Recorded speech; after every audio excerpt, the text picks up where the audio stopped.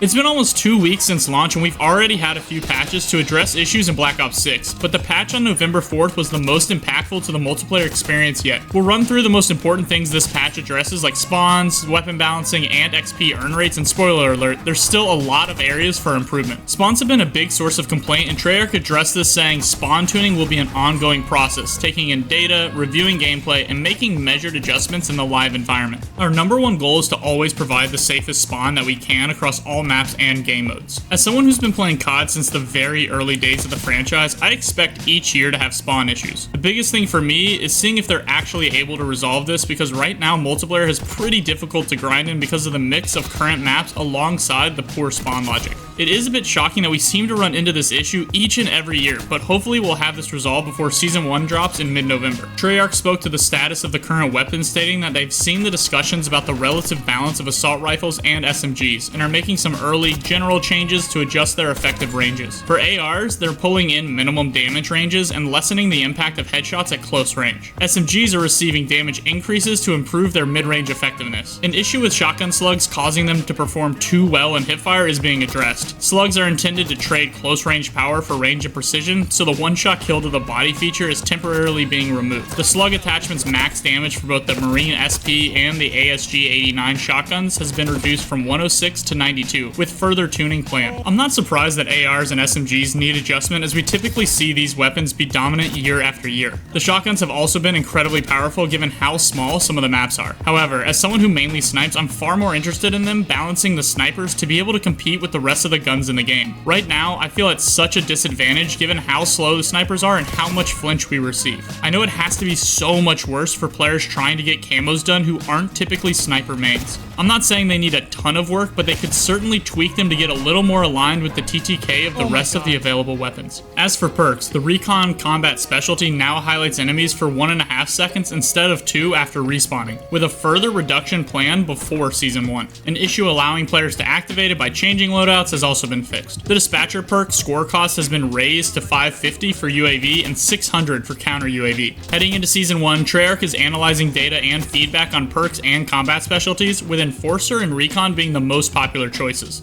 Spot adjustments have already been made, and player feedback will remain essential for future tuning. I completely understand wanting to nerf the Recon Combat Specialty, because with how close the maps are this year, I found myself pre-aiming enemies since I have wall hacks when using the 3 blue perks. The half-second reduction is a start, but I wouldn't be surprised if it's reduced further. I know there's a bit of a feeling if you can't beat them, join them, so hopefully in Season 1 we'll see a bit more balancing of use between the 3 available specialties, because right now it seems to be rather dominated by Enforcer and Recon for good reason. There were also some changes to equipment and kill streaks, with the duration of flashbangs being reduced 20%. The health of UAVs and counter UAVs was increased, but the amount of rockets needing to take them down remained the same. They also increased initial explosion radius of Napalm Strike, reduced the initial entry delay of the LDBR, increased the fly-in speed of the strategic bomber, and reduced the score cost for interceptors from 1250 to 1150. Player XP and weapon XP earn rates have been adjusted across modes to better match players' performance. Weapon XP rates have been increased generally, with boosts to player XP in modes like TDM, Control, Search and Destroy, and Gunfight. Face-off modes, however, now have slightly reduced XP rewards. I'm so glad that they increased the weapon XP earn rates, but I wish we had more detail on what that includes. To be honest, I've been using zombies to level guns since it's so much more relaxed than the absolute sweat fest that is MP right now. I do appreciate that once a gun is leveled, it stays leveled when prestiging. The fact that we got a double XP weekend so early on tells me that Treyarch knew there were some issues and used that to help bridge the gap between the pre- and post-patch states of the game. Aside from patching the God mode glitches I'm sure you've seen, not much has changed for zombies. There were some minor updates, but nothing that was groundbreaking. I'm currently loving zombies, and I think it's actually in a pretty good spot right now compared to multiplayer. Let me know if you think Treyarch has done enough to adjust the current gameplay experience. Are there still issues outstanding that are keeping you from fully enjoying Black Ops 6?